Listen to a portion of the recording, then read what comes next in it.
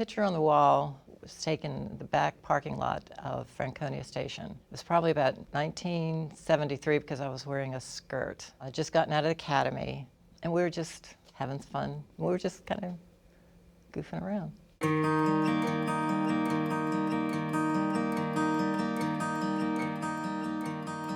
Bonnie Kraut, a trailblazer in law enforcement in our agency, frankly in our industry.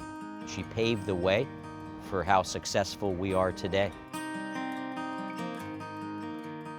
When I first came on, they gave me a purse because I had a skirt, and of course you can't have a gun belt with a skirt. And in that purse, I had my weapon. It was a Smith Wesson, my handcuffs, and 6 extra bullets. That was it. I hope I wasn't going to get into a gunfight. That would be more than that. My dad was a cop in Montgomery County, and he actually went on the department in Montgomery County the day I was born. So I guess it was predestined, you know, that I was going to be a cop, though I didn't know it. My dad said, "Why don't you be a cop?" And I went, "Oh, Dad, it's the 70s. You know, cops are pigs. Why would I want to be a cop?" So after a while, I says, "Okay, I'll be a cop." And then they set you out for your interview with the review board. But this was an interview with 7 to 9. I think it's from lieutenant and above. They had you step out, they vote on you, had you come back in. Chairman of the board, so to speak, said, well, there was a tie, and I had to break the tie, and we feel you would be better as a probation officer, and why don't you go across the street and talk to the court. And my background investigator, he was probably more livid than I was, and he said, they say they want women in this police department. They don't want, well, you're more than qualified. And he just went on and on and on. And he said, do you want this job? And I said, well, yeah, right on and on. And he said, I want you to go home and write a letter to the chief. And these are things that you need to address. So I went home and wrote a letter to the chief, which was Chief Durr, and got an interview with him. And he said, well, I'll overrule the board and you have a job.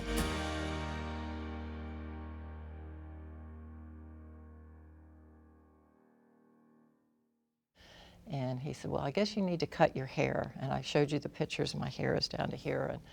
And he says, well, I don't know how short it should be. And Betty Stickman was secretary, and he says, well, what do you think? He says, well, to her shoulders. I said, okay. And I always said that was just the first thing they told me to do that I didn't do. And because I didn't cut my hair, I just put it on top of my head. And so I got the job, and I started on October 2nd, 1972. And then on October 5th, went to Lum's to have lunch. Lieutenant Zalaska was my new lieutenant, and he said, who was that guy that came in a couple days ago and wanted to work vice narcotics? Jim Kraut. If the name's familiar, he is now my husband. We were the first 2 cops to date to get married and have kids, and we've been married for 45 years now.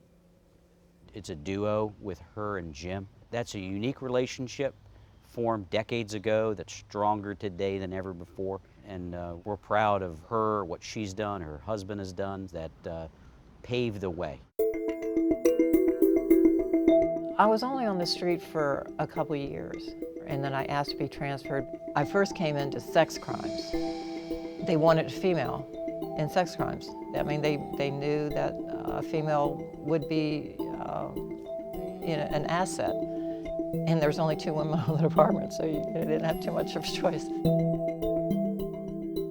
But when I was in sex crimes, I did a lot of the kid cases. Nobody likes kid cases. I just found I had an affinity for that. So I went to juvenile, and I said, you know, we really need a section only working child abuse cases, physical, sexual, and emotional abuse of children. And they gave us 6 positions and started the child services unit. So I did that. That was in January of '85. She was a trailblazer. Bonnie's work with children was special. It was different. It started something new that we're embracing even today on these complex and sometimes heartbreaking cases. We are updating you today on awful crimes that have been committed against children in our community. I did that until January of '90. It just got to be too much. I had 2 years to retire. I had, at that point, worked 15 years of abuse cases. And I said, that's enough, I can't do anymore. Your kids always have to come first. And I just felt that I might be neglecting them. When I first retired, Jim said, I've never seen anybody leave the department as completely as you did, because I didn't do anything. The kids were 8 and 12. I got involved more in church, more involved in school, and that type of stuff.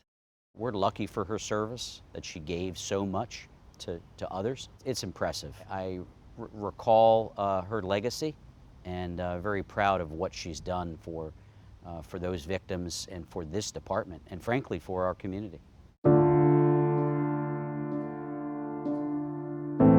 I can't imagine doing anything else. I mean, once I got into it, I can't imagine doing anything else. Yes, I found something in me that I didn't know I had. I guess there was just something inside of me that says, maybe you really do want to do this. And I know this sounds really strange. I'll probably get emotional here. My dad's dead. And believe it or not, I never even talked to him about police work. I didn't know there wasn't any police women on the department. I had no idea, but my dad did. And he knew I could do the job.